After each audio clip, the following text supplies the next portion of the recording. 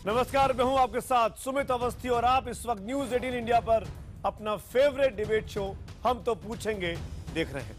3 तलाक को भले ही पाकिस्तान, बांग्लादेश और अफगानिस्तान जैसे 21 मुस्लिम बहुल देश नकार दें, लेकिन हमारे मुल्क में all India Muslim personal law board इसके साथ डट कर खड़ा है, ये जानते हुए भी कि उनके साथ वाली खवातीनें इसका विरोध कर रही हैं। उसके बावजूद पर्सनल लॉ बोर्ड के कानों पर जूं नहीं रेंग रही। हलफनामे के जरिए 3 तलाक को पर्सनल लॉ बोर्ड ने मूल अधिकारों का हनन तक करार दे दिया है। अब इस मामले की सुनवाई क्योंकि कोर्ट में है तो 30 मार्च से लगातार शुरू हो सकती है। 3 तलाक के पैरोकारों से आज हम कुछ सवाल पूछेंगे। हम ये जानना चाहेंगे कि 3 तलाक अगर अल्लाह का निर्देश है तो मुस्लिम समाज में इस पर अलग अलग राय क्यों बनी हुई है। हम ये भी जानेंगे इन तमाम कठपुतलियों से कि 3 तलाक को नहीं मानना मुसलमानों के लिए गुनाह कैसे हो सकता है। सवाल नंबर 3 कि क्या इस्लामिक कानून की आड़ में मुस्लिम मर्दों ने 3 तलाक को शोषण का हथियार बना लिया है। आज इन सवालों पर सीधी बहस सबसे बड़े पैनल के साथ, क्योंकि मामला अब सीधे सुप्रीम कोर्ट में है। जनता की राय क्या है ये दिखाएंगे पोल के जरिए, लेकिन पहले ये खास रिपोर्ट। हम तो पूछेंगे में बड़ी बहस, तलाक तलाक तलाक।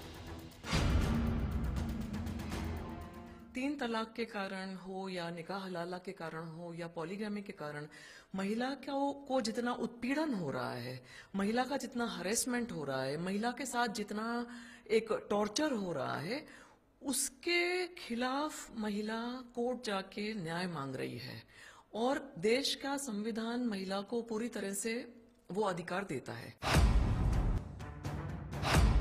3 तलाक यानी मुस्लिम महिलाओं के खिलाफ जुल्म का हथियार। 3 तलाक यानी मुस्लिम महिलाओं के हक का हनन। 3 तलाक यानी कुछ लोगों के लिए अय्याशी के दरवाजे खोलने वाले 3 शब्द। 3 तलाक के ऐसे मायने लेकर जब मुस्लिम महिलाओं ने अदालतों का रुख किया तो सुप्रीम कोर्ट ने केंद्र सरकार से उसकी राय पूछी। केंद्र सरकार ने इसे संविधान ही नहीं, मुस्लिम महिलाओं के हक और हुकूक के खिलाफ भी करार दिया। तो मुस्लिम पर्सनल लॉ बोर्ड ने 3 तलाक के बचाव में धर्म की आड़ ले ली। शरीयत के मामले में हमारी कॉन्स्टिट्यूशन में हमें आज़ादी है अपने धर्म की, शरीयत की को लागू करने के लिए और उस पर अमल करने के लिए और उस पर चलने के लिए। मुस्लिम पर्सनल लॉ बोर्ड ने सुप्रीम कोर्ट में हलफनामा देकर 3 तलाक के पक्ष में जो दलीलें दी हैं, उसके मुताबिक पवित्र कुरान पर आधारित इस्लाम कानून को संविधान के प्रावधानों पर परखा नहीं जा सकता। संविधान हर धार्मिक वर्ग को धर्म के मामलों में अपनी चीजें खुद संभालने की इजाजत देता है। 3 तलाक को नहीं मानना कुरान को दोबारा लिखने जैसा होगा। 3 तलाक को नहीं मानना मुसलमानों को जबरदस्ती पाप कराने को मजबूर करने जैसा होगा। इन दलीलों के सहारे पर्सनल लॉ बोर्ड ने 3 तलाक को नहीं मानने को गुनाह बता दिया। लेकिन हैरानी इस बात की है, जब मुस्लिम बाहुल 21 देशों में 3 तलाक पर पाबंदी है तो फिर भारत में ऐसी व्याख्या क्यों? उनकी जो सोच उभर के आ रही है कि महिला में और भेड़ बकरी में कोई फर्क नहीं है, तो वो घुमा फिरा के यही बात कह रहे हैं। तो कोर्ट ही इस बात को हरगिज नहीं मानेगा और बल्कि कोर्ट, मुझे श्योर कॉन्फिडेंस है कि कोर्ट उनको थपकारेगा, जरूर उनको फटकार लगाएगा कि आप 21वीं सदी में कम से कम ऐसे विचार अगर रखते भी हो तो उसको व्यक्त तो मत करो। भारत के हर नागरिक को अधिकार है सुप्रीम कोर्ट या किसी भी कोर्ट के सामने अपनी फरियाद पहुंचाने का, और सुप्रीम कोर्ट का फिर ये फर्ज बनता है कि वो उस मामले की जांच पड़ताल करे और अपना निर्णय उसमें दे। हमारी संवैधानिक व्यवस्था में ट्रिपल तलाक जैसी कुरीतियों की कोई जगह नहीं। ये देश जो है वो संविधान से चलता है, फतवों से नहीं चलता, शरीयत से नहीं चलेगा। कभी गुस्सा, कभी लालच, कभी हवस, तो कभी शोषण और दमन के लिए निकलने वाले 3 शब्दों ने नामालूम कितनी जिंदगियां तबाह कर डाली। कुछ दिन पहले 3 मार्च को हैदराबाद में 2 NRI भाइयों ने व्हाट्सएप पर अपनी अपनी पत्नी को तलाक दे दिया। इसी तरह हरियाणा के मलाई गांव के एक शख्स ने झगड़े के बाद मायके गई पत्नी को SMS से 3 तलाक का मैसेज भेज दिया। हफ्ते भर पहले मेरठ में एक शख्स फोन पर पत्नी को तलाक देकर दूसरे निकाह के लिए बारात लेकर पहुंच गया। हालांकि पहली पत्नी के मौके पर पहुंच जाने के बाद दुल्हन ने आरोपी से निकाह से इनकार कर दिया। ऐसे मामलों के बावजूद पर्सनल लॉ बोर्ड के 3 तलाक के बचाव पर हम तो पूछेंगे कि क्या मुस्लिम पर्सनल लॉ बोर्ड 3 तलाक के नाम पर औरतों को गुलाम बनाकर रखना चाहता है? आखिरकार मुस्लिम पर्सनल लॉ बोर्ड की मंशा क्या है? इसीलिए मैं अपना सवाल एक बार फिर दोहराता हूं कि क्या मुस्लिम पर्सनल लॉ बोर्ड 3 तलाक के नाम पर औरतों को, खवातीनों को गुलाम बनाकर रखना चाहता है? अगर आपका जवाब हाँ है तो HTP स्पेस देकर Y लिखिए, और अगर आपका जवाब नहीं है तो HTP स्पेस देकर N लिखिए और 51818 पर अपने जवाब हमको भेजिए। आज का हैशटैग HTP के साथ साथ हैशटैग है 3 तलाक। इसके जरिए भी ट्विटर पर और फेसबुक पेज पर जाकर आपके सामने स्क्रीन पर वो एड्रेसेस चल रहे हैं, अपनी राय, सुझाव, सवाल हम तक पहुंचाइए। मेहमानों का परिचय कराता हूं जो इस बड़े डिबेट में मेरे साथ खास लोग जुड़ रहे हैं। सबसे पहले मेरे साथ यहाँ पे मुस्लिम राष्ट्रीय मंच के दिल्ली के अध्यक्ष सैयद यासिर जिलानी साहब हैं, आपका स्वागत है। बाहर से जो खास मेहमान जुड़ रहे हैं उसमें भारतीय जनता पार्टी के प्रवक्ता डॉक्टर संबित पात्रा हमारे साथ जुड़ गए हैं।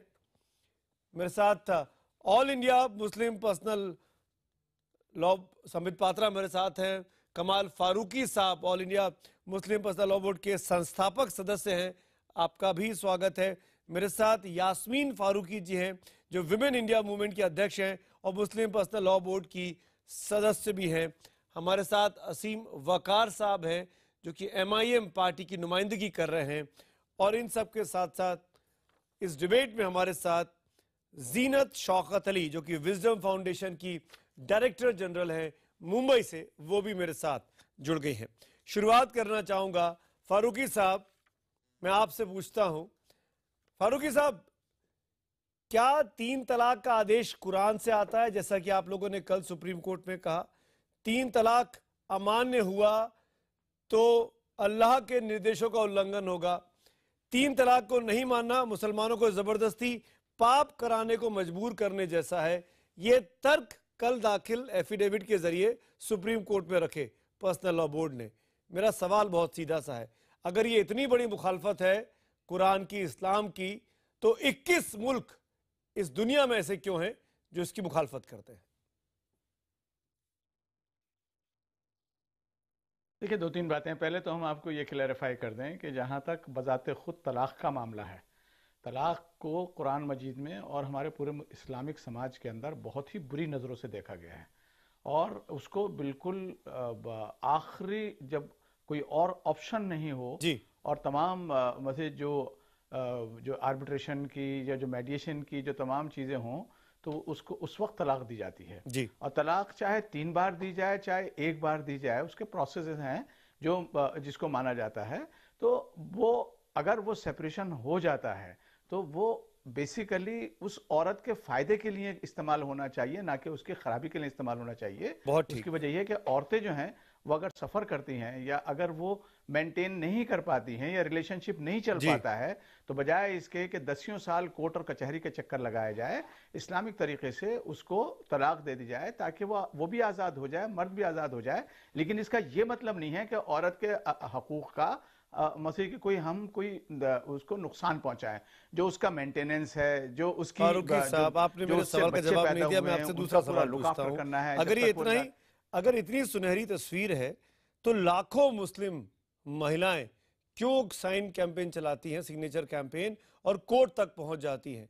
मामला सुप्रीम कोर्ट में है और ये कैंपेन जो भारतीय महिला मुस्लिम आंदोलन चला रहा है, ये मुस्लिम महिलाएं हैं, ये आपके समाज से निकली हैं जो त्रस्त हैं 3 तलाक से।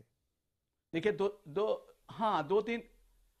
देखिए 2-3 बातें हैं। देखिए 2-3 बातें। पहली बात तो ये भी एक बड़ा ही अजीब सा मिसकंसेप्शन है। लाखों औरतों ने ऐसा किया है, ये झूठ है।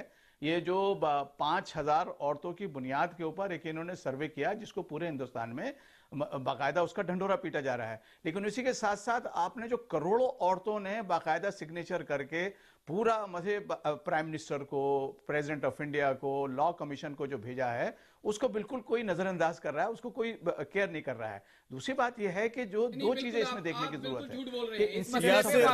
यासिर जिलानी आपकी बात को काउंटर कर रहे हैं। आज का जो युवा मुसलमान है वो आपके किसी भी इस तरह के बहकावे में नहीं आ रहा है। नहीं नहीं नहीं, देखिए, आप बिल्कुल गलत बात कह रहे हैं। आप मुस्लिम मसला वोट के आड़ पे जो काम आप लोग कर रहे हैं वो समाज में बिल्कुल गलत है, और मुस्लिम महिलाएं आपको आप बर्दाश्त नहीं कर रही हैं। इस तरह के डिस्कशन, इसका समेत इनको कह दीजिए कि मैं इस तरह के डिस्कशन में नहीं बैठा हूं। मेरी बात मुकम्मल हो जाए, पड़ेगा आप मुसलमानों की बात को यासिर के अंदर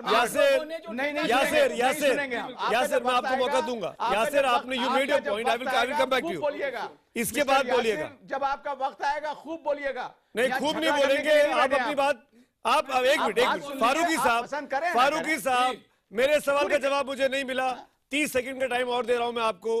अगर ये कुरान की मुखालफत है, अगर ये इस्लाम की मुखालफत है, तो 21 मुल्क जिसमें Pakistan, Bangladesh, Iran, Iraq, Malaysia तमाम ऐसे हैं जो इसके खिलाफ कानून बना चुके हैं, फिर हिंदुस्तान क्यों नहीं? सुमित, पहली बात तो आपको मैं सुमित तो पहले बात तो मैं आपको ये बतला दूं कि जो 21 मुल्कों का आप अब जो ये कह रहे हैं ना बैन कर दिया है, ये गलत स्टेटमेंट है। रेगुलेट किया है बहुत सारे कंट्रीज ने, और कुछ लोगों ने, जिन कंट्रीज ने बैन भी किया है तो वो इस्लामिक मुल्क किसी हिसाब से नहीं है। 1924 के अंदर इराक में हुआ था, और उसके अलावा सूडान वगैरह में जहां पर डेमोक्रेसी नहीं थी। और ये भी पाकिस्तान की जो आप मिसाल दे रहे हैं, वह डेमोक्रेटिक सिस्टम के अंदर ये नहीं आया था, वो भी रेगुलेट करने के लिए आया है, किसी ने बैन नहीं किया है। और जितने भी स्कूल रेगुलेट हुआ है ना, 4 स्कूल ऑफ थॉट मेजर हैं, उन्होंने कहा है रेगुलेट तो हो सकता है। तो हम रेगुलेट की बात कर रहे हैं, बैन में और यस बिल्कुल हो सकता है। हम कहते हैं कि बाकायदा काजी इनेक्टमेंट कीजिए। अगर किसी महिला को, किसी औरत को, किसी मर्द को अगर प्रॉब्लम है तो उसका सेटल करने का तरीका होना चाहिए, जो पहले काजी एक्ट था उसको लागू कीजिए, अब आप रिस्पॉन्स सुनिए। जजेस को कुरान मजीद को इंटरप्रेट नहीं करें। यस, अब आप रिस्पॉन्स सुनिए। पहले यासिर आप बोलिए, उसके बाद मैं शौकत जी के पास जाऊंगा। नहीं, मेरा सिर्फ इनसे ये सवाल है, मैं उसमें नहीं पढ़ना चाहता हूँ। फारूकी साहब से मैं सिर्फ ये जानना चाहता हूं कि क्या 1400 साल पहले जो इस्लाम आया है, प्रॉफिट मोहम्मद सल्लल्लाहु अलैहि वसल्लम के नबूवत मिलने से पहले और नबूवत मिलने के बाद की, वो आप एक्चुअल तौर पे शाया क्यों नहीं करते अवाम को? वो आप क्यों नहीं बताना चाहते? आप सिर्फ ट्रिपल तलाक जैसे गुनाह को लेके आप सोसाइटी में क्या क्या करना चाहते हैं? अब अच्छा, मैं आपको बताऊं, क्योंकि आप लोग पिछले 70 साल से जो सरकार रही है वो उसमें आप बहुत इजी वे में सारे काम को कर रहे थे। अब आपको जवाब देना होगा। मुसलमान आपसे पूछ रहा है, और मुसलमान औरतें खास करके जो घरों से निकल रही हैं, आप यकीन करें सुमित जी कि उनमें इतना विश्वास आया है, उन औरतों में इतना विश्वास बढ़ा है कि वो देख रही हैं मौजूदा सरकार की तरफ कि उनके फैसले, उनके हक में किस तरह से फैसला होगा। और आज मैं बता दूं, आज के दिन में, क्योंकि इनके पास कोई डाटा नहीं है, और जो डाटा ये दे रहे हैं ये बिल्कुल गलत बताते हैं। मुस्लिम महिलाएं इनके खिलाफ हैं। Yasir, you made your point. मैं 2 महिलाओं की आपने बात की है, मैं दोनों खवातीनों के पास बारी बारी से आता हूं। पहले मैं फारूकी मैम, यास्मीन फारूकी मैम, मैं आपसे पूछना चाहूंगा, यासिर जिलानी की बातों में आप कितनी संजीदगी मानती है कि ये जो प्रेजेंट सरकार है ये जवाब मांग रही है आप लोगों से, और तभी बेचैनी है पर्सनल लॉ बोर्ड में? यास्मीन फारूकी। सुमित जी, पहली बात तो मैं आपसे एक रिक्वेस्ट कर रही हूँ कि आप एंकर हैं, बायस्ड बन के मत बात किया कीजिए। आप हमेशा एक पलड़े की तरफ ज़्यादा भारी और वज़न रखना चाहते हैं। आप ये बात क्यों नहीं कबूल कर रहे हैं? मैं आपको वो सारे सबूत देने को तैयार हूँ जहाँ जहाँ मैं जा रही हूँ, और लाखों औरतें ये कह रही हैं कि हमें अपनी शरीयत में मंजूर नहीं है मुदाखलत, हम खुद तय कर लेंगे। आप कहाँ कहाँ इस चीज को यासिर साहब बात करेंगे? आप किस जमीन पे रह रहे हैं? आप उन लाखों औरतों की किन की बात कर रहे हैं जो कि बहकाई हुई हैं, जो 1400 साल पहले आया था, जिसको पूरी दुनिया मानती है, उस इस्लाम को आप रखिए। आप क्यों नहीं रखते हैं? सैयदना उमर रज़ी अल्लाह ताला अन्हु के जमाने की बात को आप क्यों नहीं रखना चाहते? आप 100 कोड़ों को क्यों नहीं लाते? आप जो क्लास देता है उसको 100 कोड़े मारने की बात नहीं करते। आप सिर्फ क्योंकि आप आप कर रहे हैं ना, आप नहीं कर रहे हैं। आपके पास कोई रिकॉर्ड नहीं, मेरे पास डाटा है। हमारे संगठन के लोग आपके पूरे कामों पे ध्यान रख रखा है, एक एक काम बहुत गौर से देख रहे हैं। आप सही डाटा बताएं, आप एक्चुअल बताएं कि आप क्या करना चाहते हैं। Listen to her, she is a senior, right. आराम से बात करिए यासिर साहब, चिल्लाइए मत। बहुत है संपत भाई हमारे साथ बात करने के लिए। कमाल फारूकी, यासिर साहब मेरे पास भी, मैं आपको सबूत देने को तैयार हूं। चिंता नहीं करिए। यास्मीन जी आप पूरी करिए, आपकी बात का जवाब जीनत मैम देंगे।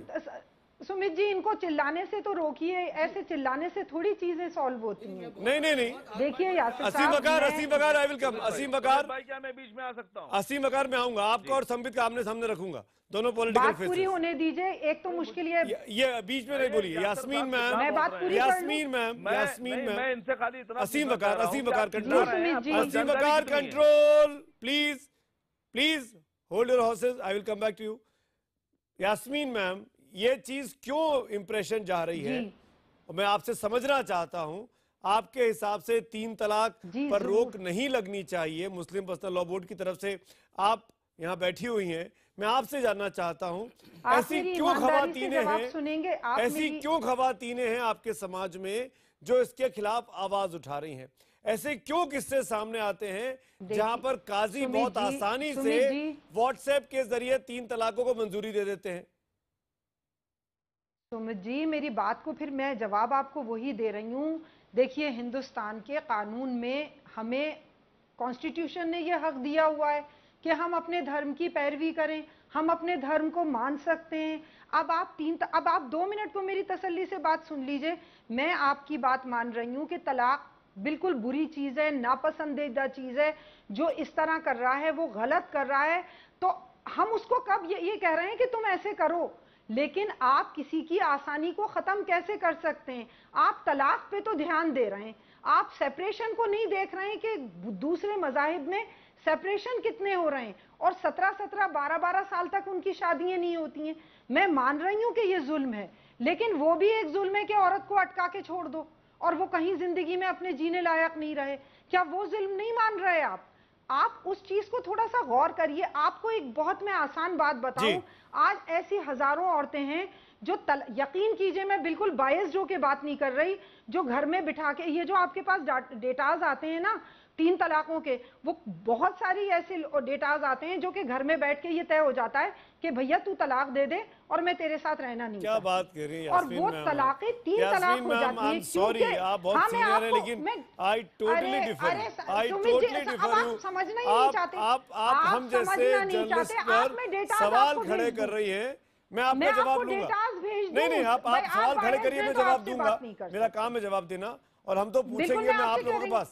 Yasmin ma'am, I beg you, I will come back to you. मैं जीनत मैम के पास भी जाऊंगा, और दोनों राजनीतिक चेहरे मेरे साथ बचे हुए, लेकिन इस वक्त हो रहा है हेडलाइंस का।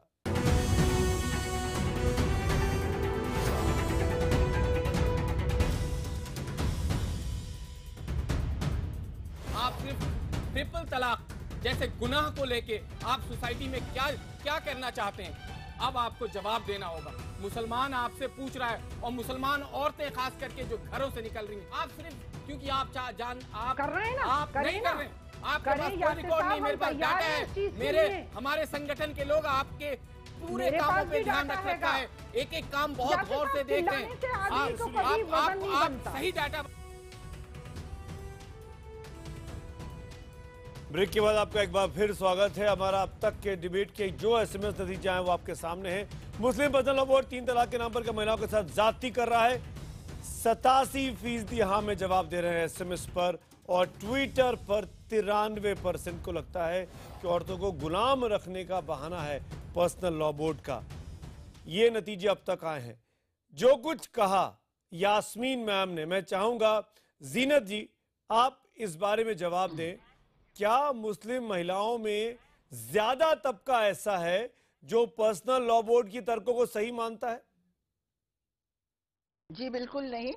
कैसे मानेगा, क्योंकि जो ये कहने जा रहे हैं वो बिल्कुल non Islamic, unquranic and anti women है। जो इस्लाम मजहब आया वो वुमेन को बड़ा ऊंचा दर्जा दिया, बड़ा ऊंचा पोजीशन दिया, उनको इक्वल्स गिना। ये पुरानी ट्राइबल सिस्टम थी जो प्रॉफेट मोहम्मद में पीस बी अपॉन हिम उन्होंने उनको हटा दिया, जहां मिसोजिनी और पेट्रियार्कल प्रिवेल होता था, जहां बच्चों को जमीन में, लड़कियों को जमीन में गाड़ा जाता था। अब ये ट्रिपल तलाक का सिस्टम वो टाइम पे प्रैक्टिस हो रहा था जिसको प्रॉफेट मोहम्मद में पीस बी अपॉन हिम बिल्कुल हटा दिए सिस्टम से। और ये जो कहने जा रहे हैं बिल्कुल इनकी वर्ड्स कॉन्ट्रडिक्टरी है, बल्कि बिल्कुल डाइवोर्स को प्रॉफिट ने अबहॉर किया। जब जैद उनके पास आए और उनको कहने लगे मैं अपनी बीवी को डाइवोर्स देने वाला हूं। ये तो कुरान शरीफ की आयत है, सूरह नंबर 33 में। उन्होंने कहा नहीं, डाइवोर्स मत दो, go back to your wife. तो ये ट्रिपल तलाक का मामला कि तुम शराब पी के डाइवोर्स दे सकते हो, तुम नींद में डाइवोर्स दे सकते हो, तुम गुस्से में डाइवोर्स दे सकते हो, तुम मेंस्ट्रुअल साइकिल में डाइवोर्स दे सकते हो, तुम भूल में डाइवोर्स दे सकते हो। ये किस किस्म का लॉ है? ये बिल्कुल एंटी कुरानिक लॉ है, इसमें कुरान की कोई जगह नहीं है।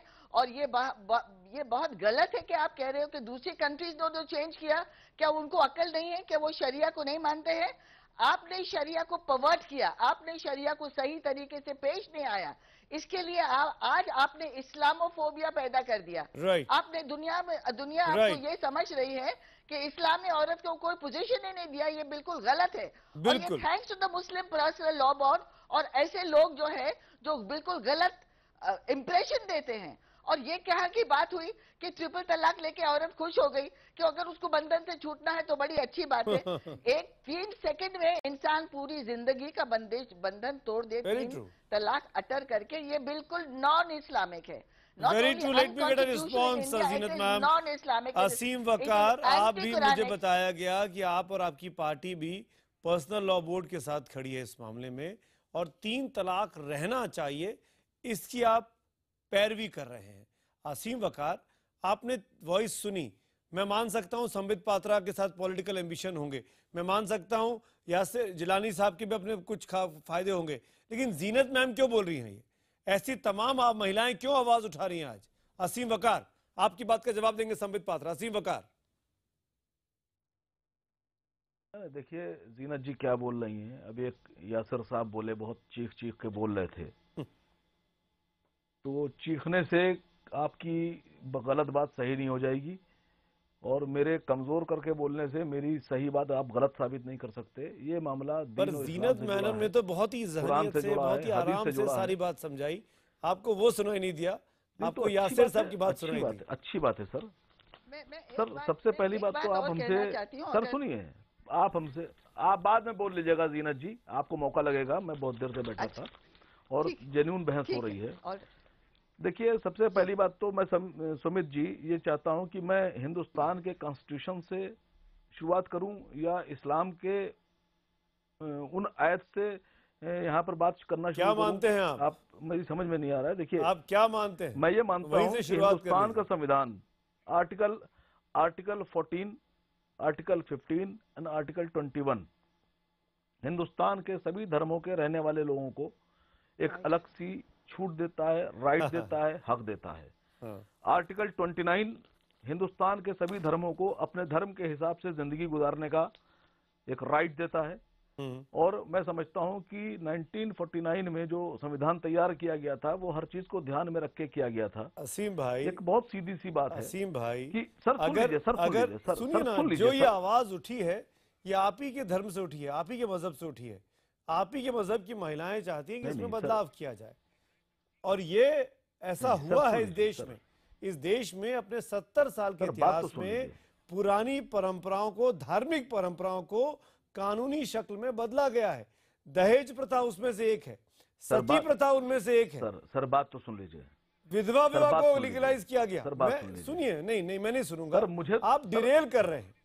आप असीम भाई, आप डिरेल कर रहे हैं। मैं डिरेल नहीं कर रहा हूं, मैं आपको पटरी पर लेके आ रहा हूं। अच्छा। आप अपने आप डिरेल हुए जा रहे हैं तो क्या किया जाए? आप मुझे डिरेल नहीं कर पाए। बोलिए। आप मुझे डिरेल नहीं कर पाए। अब मैं बोल रहा हूं तो आपने सबको नहीं, आप पुरानी बातें कह रहे हैं। मुझे भी गलत सलत, आप पुरानी बातें कर रहे हैं। मुझे सही गलत बोल लेने दीजिए। तो मैं सही वो सब जानते हैं। कुछ नया बताइए। अरे आप क्या जानते हैं? आप कुछ नया बताइए। आप तफवीज़ तलाक के बारे में आप क्या जानते हैं? और फिस्क के निकाह के बारे में आप क्या जानते हैं? मैंने आपसे कहा ना कि आपने सूरह बकरा में, आपने सूरह बकरा पढ़ी कि नहीं पढ़ी, ये बताइए। आप ये नहीं बता सकते कि सूरह बकरा मैंने पढ़ी है कि नहीं पढ़ी। आप बताएं कि आप जो ये गुनाह कर रहे हैं, इस गुनाह में आप जो मुलविस हो रहे हैं, इससे कैसे निकलेंगे आप? और आपकी पार्टी और आपके वो जो चीख को चिल्लाते रहते हैं, वो कैसे निकलेंगे इस गुनाह से? जो औरत, जो ख्वातीन के ऊपर, जो अपनी बात कर रहे हैं, गुनाह जो कर रहे हैं आप। कुरान से आने इनकार वाली करते हैं, जनरेशन कुरान आपको की आयत माफ से नहीं इनकार करेगी। करते हैं, मैं उसको मुसलमान नहीं आपके मानता। आने वाली जनरेशन आपको माफ नहीं करेगी। अभी वक्त है आप समझ जाएं अब मुझे और क्या आपके बहनों की आवाज को सुने। आप क्या बैठे हुए, आप यासिर हैं या क्या है, क्या है, कैसे? असीम वकार, असीम वकार के डिस्कशन एक करेंगे तो उससे एक काम मिनट नहीं इकबाल बनेगा। फारूक। से इनकार कर दे, यासिर साहब, यासिर साहब, एक मिनट। आप डिस्टर्ब मुसलमान आप समझ ड्रिल के मत बहस कीजिए। करते यासिर साहब हैं। एक मिनट। असीम वकार, असीम मैं वकार, ड्रिल नहीं कर रहा हूं, आप मुझे बोलने दीजिए। असीम वकार, आप और अपनी अगर बात मुझे पूरी बोलने करिए। दीजिएगा तो फिर आप असीम ड्रिल- वकार आप इस बहस 30 को सेकंड ड्रिल में मत अपनी कीजिए। बात पूरी ऐसे बहस नहीं करिए। होती है। 30 सेकंड में अपनी बात पूरी मैं करिए आपसे असीम कह रहा वकार हूं कि क्यों 3 तलाक सर, जरूरी है। सूरह बकरा में आयत, सर बात जरूरी और गैर जरूरी की नहीं हो रही है। मैं आपसे कह रहा हूं कि हिंदुस्तान में, मैं आपको बहुत जेन्युइन सी बात बता रहा हूं कि लक्षद्वीप और अरुणाचल प्रदेश जब हम जाते हैं तो हमको वहां परमिशन लेना पड़ती है। क्यों जरूरी है परमिशन लेना? मैं क्यों अपने मुल्क में परमिशन लेकर कहीं जाऊंगा? दूसरी बात, नागालैंड में और मिजोरम में आर्टिकल 351 आपने लगा के रखा हुआ है कि वहां के जो उनके लोकल के राइट्स हैंगे उसको आप बचा के रखेंगे, उन पर हमला नहीं करेंगे। मैं इसको नहीं मानता, आप इसको बदलिए। आप कैसे कह रहे हैं कि अरे जाइए ना, कानून का साथ दीजिए ना बकरा में भाई। आपके मजहब की कुछ खवातीनें इकट्ठी हुई और वो उन्होंने मुहिम छेड़ी। आप भी मुहिम छेड़िए कि आपको नागालैंड और अरुणाचल प्रदेश जाना है, बगैर इजाजत लिए जाना है। करिए ना मुहिम, छेड़िए, सरकार को चैलेंज करिए। सर सुन लीजिए। अरे नहीं, आप बेतुकी की बातें कर रहे हैं असीम वकार, प्लीज। आप एक जकिया सोनम नाम की औरत है, उसने सर सुनिए, एक जकिया सोनम नाम की एक औरत है, उन्होंने सर्वे किया, पहले औरत को इज्जत देना सीखें। एक संबित पात्रा नाम नहीं आया। आप औरत को एक minute, Sambit Patra, Aseem Waqar on the screen. Sir मुझे बात असीम वकार, असीम वकार, असीम वकार, असीम वकार, दिल पर हाथ रखिए असीम वकार। संबित जवाब दीजिएगा आप उसके बाद। असीम वकार, क्योंकि केंद्र में बीजेपी की सरकार है, क्या इस बात को लेकर चिंता इसलिए है कि बीजेपी इस बहाने से आपके धर्म में घुसने की कोशिश कर रही है? क्या यह चिंता ज्यादा है? और यह चिंता इतनी ज्यादा है कि आप अपने मजहब की महिलाओं की चिंता करना भूल गए हैं? अरे सर, आपको मेरे मजहब की महिलाओं की चिंता है तो आप नजीब की जो माँ थी वो लखनऊ में आकर और दिल्ली में जवाब नहीं है आपके पास, रो रही थी। जवाब नहीं है आपके पास। मुद्दे पर बात नहीं कर रहे हैं, मुद्दे पर बात नहीं कर रहे हैं।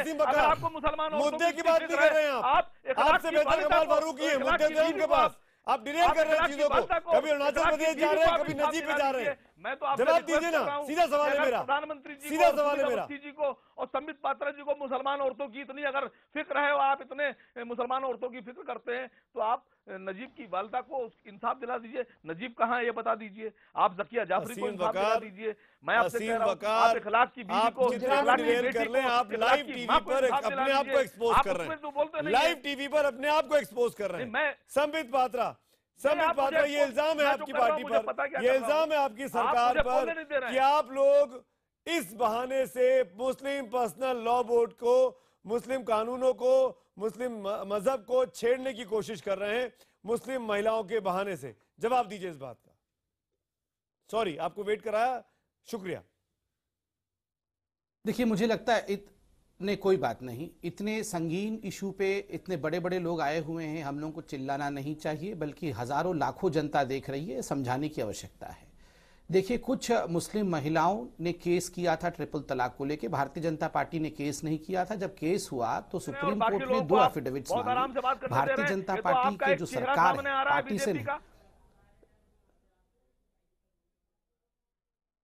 क्या बोला? सुन लीजिए, कुछ समझ तो सरकार से एफिडेविट मांगा गया और मुस्लिम पर्सनल लॉ बोर्ड से एफिडेविट मांगा गया। आप मुझे मेरी बात काटते रहे, मुस्लिम पर्सनल लॉ, आप पूरा मौका बोलने का दे रहे हैं तो सीधा सा फेस सामने आ रहा है कि साहब आप क्या चाह रहे हैं। अगर आप मैं चाह रहा हूं मुस्लिम महिलाओं को इंसाफ मिले। अब मैं बोल रहा हूं सुमित जी, मुस्लिम महिलाओं को ज्यादती होती है 3 तलाक से तो उनको इंसाफ मिलना चाहिए। तो जकिया जाफरी का इंसाफ कौन करेगा? जब 21 महिला तो मैं बोल दूं, आप बोल लीजिएगा। के साथ इंसाफ कौन करेगा? हमारे फायदा क्यों उठाया जा रहा है? सुमित जी, उन्होंने डिरेल किया, आपने डिरेल होने दिया डिबेट को। वो तो चाहते ही डिरेल हो जाए, वो सुनना नहीं चाहते हैं। जकिया जाफरी के साथ इंसाफ कीजिए। चलिए ठीक है, संबित पात्रा जवाब दीजिए। संबित पात्रा जवाब दीजिए। बीजेपी बैक रूट से छेड़छाड़ कर रही है इस्लाम के साथ। नहीं, बीजेपी नहीं है, पूरा मसला जो है वो सुप्रीम कोर्ट के पास है। अब बीजेपी सुप्रीम कोर्ट को नहीं चलाती है। देखिए, इसमें समझने की आवश्यकता है कि जो मुस्लिम पर्सनल लॉ बोर्ड ने एफिडेविट दिया उसमें क्या कहा। आज मुस्लिम पर्सनल लॉ बोर्ड और कुछ पॉलिटिकल पार्टीज ये कह रही हैं कि अगर ट्रिपल तलाक पे किसी प्रकार का सुप्रीम कोर्ट का आदेश आता है तो ये कुरान के साथ छेड़छाड़ होगा। मैं एफिडेविट लेके बैठा हूं। मुस्लिम पर्सनल लॉ बोर्ड ने इस पूरे विषय में कहा था कि ट्रिपल तलाक अनडिजायरेबल है और not an essential religious practice है, अर्थात ये इस्लाम के कोर में नहीं है, ये कोई एसेंशियल रिलीजियस प्रैक्टिस नहीं है। मगर फिर भी ट्रिपल तलाक होना चाहिए क्योंकि उसके 3 कारण मुस्लिम पर्सनल लॉ बोर्ड ने दिए।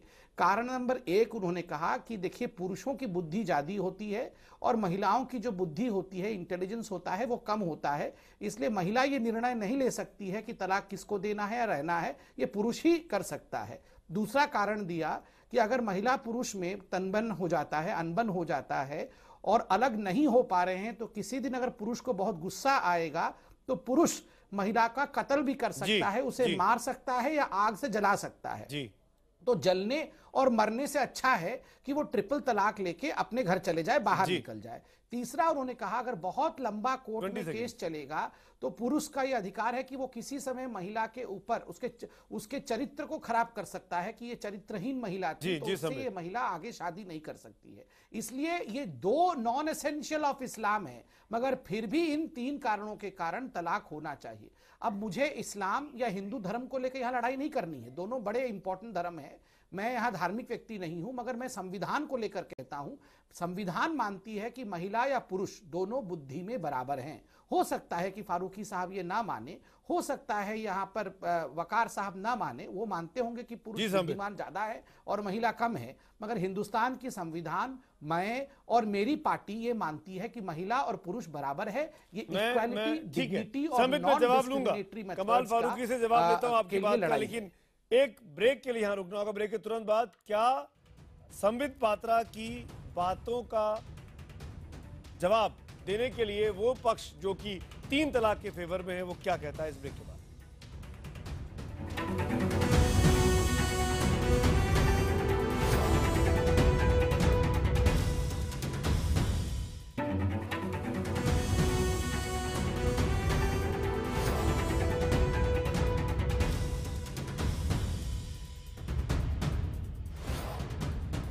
मैंने आपसे कहा ना कि आपने सूरह बकरा में, आपने सूरह बकरा पढ़ी कि नहीं पढ़ी, ये बताइए। आप ये नहीं बता सकते कि सूरह बकरा मैंने पढ़ी है कि नहीं पढ़ी। आप बताएं कि आप जो ये गुनाह कर रहे हैं, इस गुनाह में आप जो मुलव्विस हो रहे हैं, इससे कैसे निकलेंगे आप? और आपकी पार्टी और आपके वो जो चीख को चलाते रहते हैं, वो कैसे निकलेंगे इस गुनाह से? जो ख़वातीन के ऊपर, जो औरतों के ऊपर आप गुनाह जो आने वाली जनरेशन आपको माफ नहीं करेगी। मैं उसको मुसलमान नहीं मानता। आने वाली जनरेशन आपको माफ नहीं करेगी। अभी वक्त है आप समझ जाएं और अपनी बहनों की आवाज को सुने।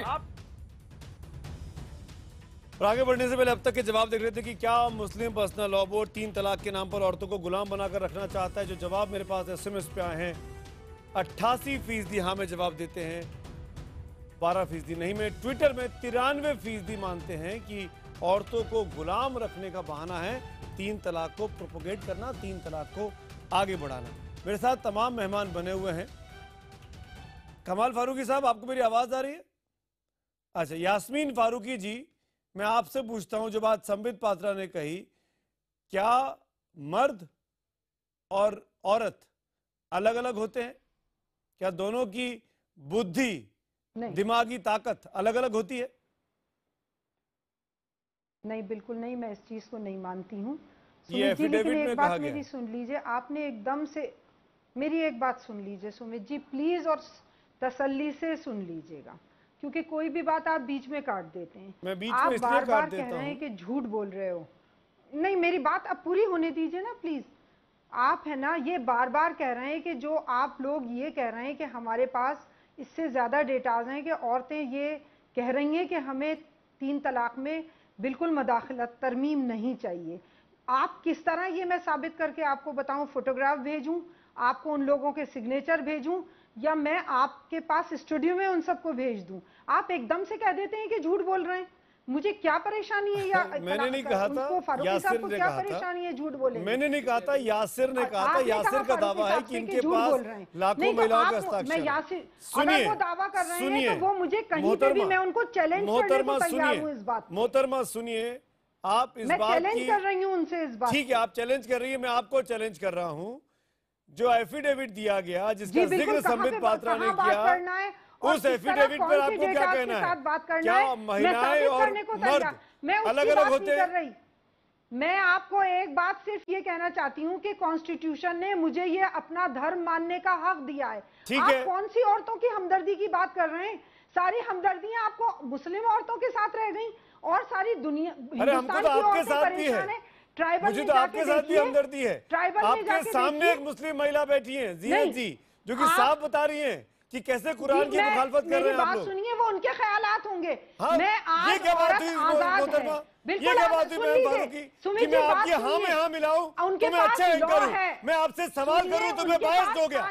ये क्या बात हुई?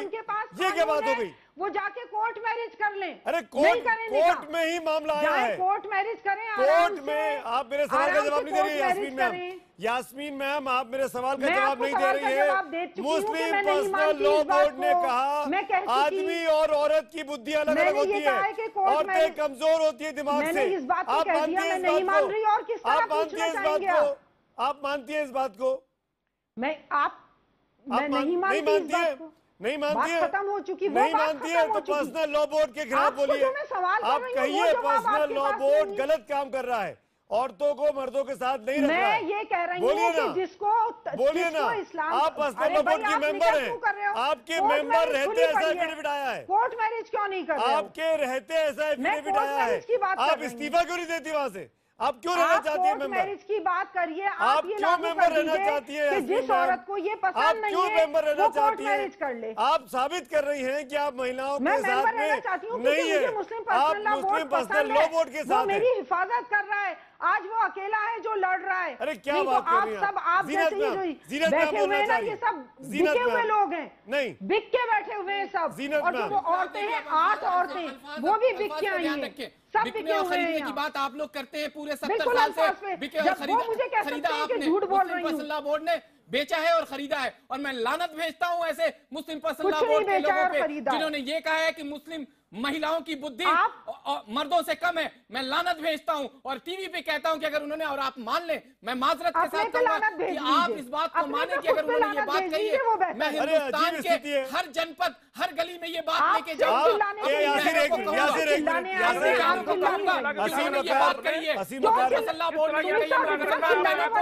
हर गली, हर इंस्टीट्यूशन, हर दायरे में मैं जाके बोलूंगा कि ये बात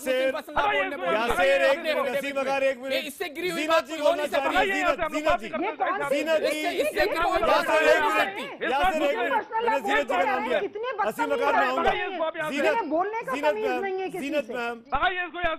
अरे क्यों भगाइए? मुस्लिम को आपने क्यों भगाइए? क्यों भगाइए? अपने नेता क्यों भगाइए? ओवैसी से पहले बात करिए, फिर मुझसे बात कीजिएगा। कैसी बात कर रहे हैं? बात करने की आप मेरे मेहमान हैं, हिम्मत नहीं है बात करने की। तो यासिर भी मेरे मेहमान है, दोनों का ध्यान रखना मेरा काम है। प्लीज मुझे मत सिखाइए।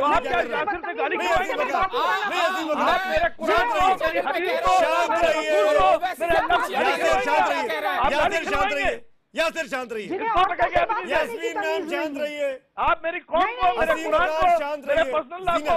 जीनत मैम यास्मीन मैम की बात का जवाब देना चाहती है। जीनत जी, जीनत जी, सबसे पहले मैं ये बताना चाह रही हूँ कि जहाँ ट्रिपल तलाक की बात है, वहाँ पर ये मुस्लिम पर्सनल लॉ बोर्ड उसको तलाक बिदअत कहते हैं।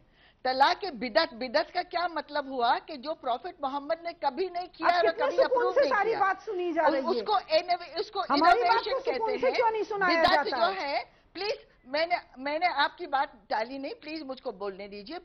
Be good manner please. Thank you. I am so sorry, मैं आपसे नहीं, सबसे पहले ये है क्यों नहीं बोल रहे हैं? मुस्लिम पर्सनल लॉ बोर्ड ने ये ट्रिपल तलाक को सिंफुल एंड पनिशेबल क्राइम खुद ने कहा है। उन्होंने कहा है कि ये इनोवेशन है, ये प्रॉफिट मोहम्मद ने कभी कहा नहीं है, हेरेटिकल है, और ये जो है इट्स अ पनिशेबल क्राइम, ये मुस्लिम पर्सनल लॉ बोर्ड ने कहा है, मैंने नहीं कहा है। ये पॉइंट नंबर 1 है। अगर वो पनिशेबल क्राइम है तो अलाउ कैसा करते हैं? वो पनिशेबल क्राइम को क्या आप अलाउ करोगे जो गलत चीज है? वो मेरा पहला पॉइंट है। दूसरा पॉइंट है, जहां महिलाओं की इंटेलिजेंस की बात है, तो सूरा नंबर निसा में एक वर्स कुरान की है, 3री आयत है, जो कहती है कि हमने आपको मिन्हा एक सेल में से बनाया है। अगर औरतें ये लॉ फ्रेम करती तो उनकी अकल जो है वो जरा ज्यादा होती। बिल्कुल। क्योंकि जिस किस्म के आर्ग्यूमेंट्स उन्होंने प्लेस किए हैं दे आर रिडिकुलस। अभी भी जो उन्होंने मर्दों ने इंटरप्रेट किया, मर्दों ने अपने हिसाब से चीजों को रख लिया है। बिल्कुल नहीं, दूसरी बात क्या है, जब उन्होंने कहा है कि मर्द जला देंगे, कि क्या मुस्लिम मर्द इतने बदमाश और बुरे हैं कि अपनी बीवियों को जला देंगे? ये तो आप अपने मर्दों को ही नहीं दिखा रहे। जवाब दीजिए। असीम वकार जवाब दीजिए। जिनको तलाक नहीं होती वो आसानी से तलाक नहीं मिलती, वो जला। क्या आपके पास उसके डेटाज नहीं है क्या? डेटा सबके मैम, मैं आपके पास आता हूँ। असीम वकार, असीम वकार कैसे एक इसके बाद जवाब दिएगा? असीम वकार जवाब दे रहा हूँ। असीम वकार जवाब दे रहा हूँ जी, मैं जवाब दे रहा हूँ। देखिए, एफिडेविट की बात पे जवाब दीजिएगा, जो पर्सनल लॉ बोर्ड की एफिडेविट है। हाँ बिल्कुल दूंगा। नहीं, मैं उस पर भी बोलूंगा। इस्लाम में शादी एक कॉन्ट्रैक्ट है और आपके मजहब में शादी जन्मों जन्मों का रिश्ता है, बंधन है।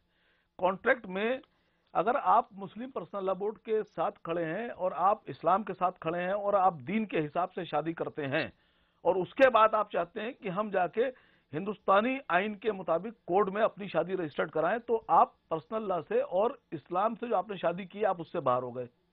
अब आप अगर हिंदुस्तान के जो आइन बनाए गए हैं 1939 मुस्लिम मैरिज एक्ट में अगर आप जाते हैं तो आप जाइए, शौक से जाइए। लेकिन अगर आप दीन के हिसाब से शादी कर रहे हैं, कुरानी आयतों के हिसाब से शादी कर रहे हैं, तो आपके ऊपर कुरान ही लागू होगा, इस्लाम ही लागू होगा। अरे भाई, कुरान अगर लागू होगा तो 21 मुल्कों ने कुरान में तब्दीली क्यों कर दी?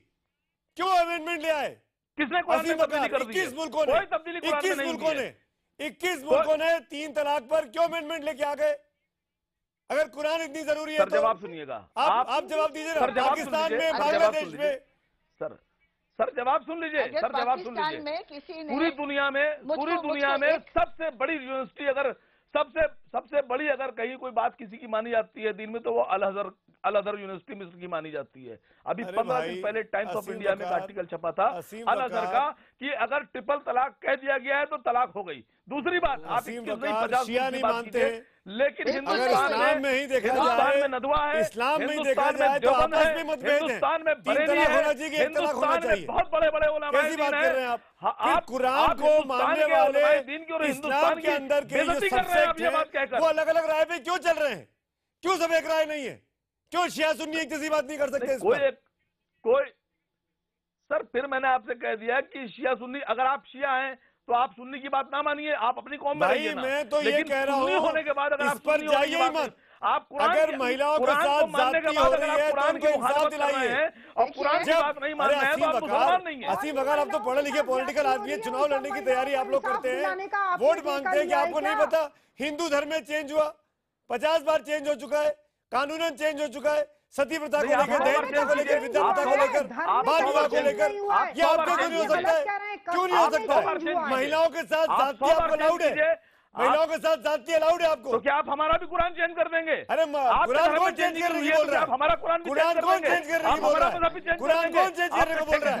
कुरान कौन चेंज करने को बोल रहा है? आप भड़काते हैं, आप मिसलीड करते हैं, इसी तरीके से भड़काते हैं आप लोग, इसी तरीके से भड़काते हैं मासूमों को, इसी तरीके से भड़काते हैं।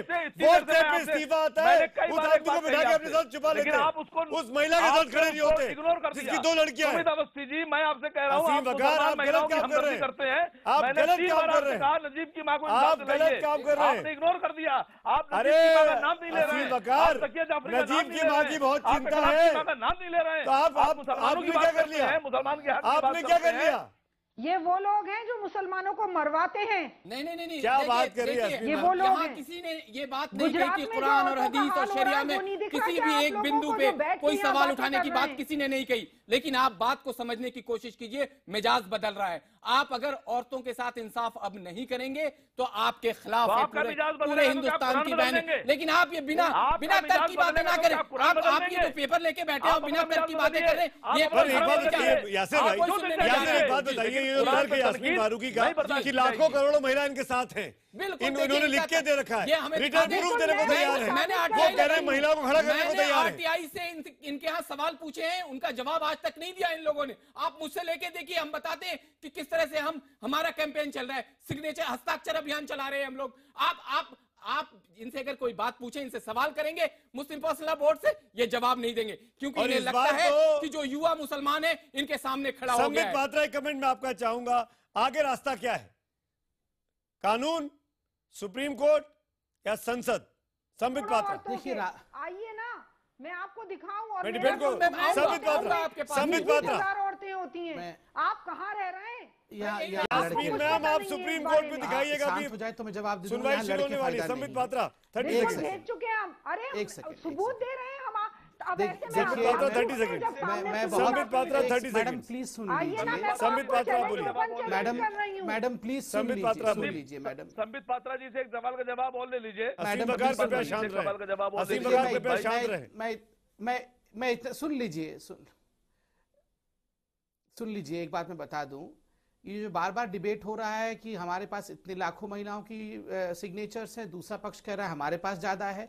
अगर एक भी महिला या एक भी पुरुष आजाद हिंदुस्तान में परेशान है तो वो संविधान के शरण में कोर्ट जा सकता है, और कोर्ट का, हिंदुस्तान के संविधान का दायित्व है कि अगर एक भी कोई व्यक्ति इस देश में दुखी है तो उसके दुख का निवारण संविधान के अनुसार ढूंढे।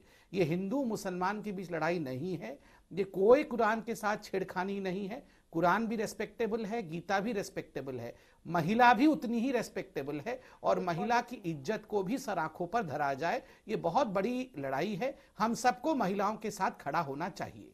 क्या संसद के जरिए कानून बनेगा? संबित पात्रा 10 सेकेंड। संसद के जरिए कानून बनेगा? संबित पात्रा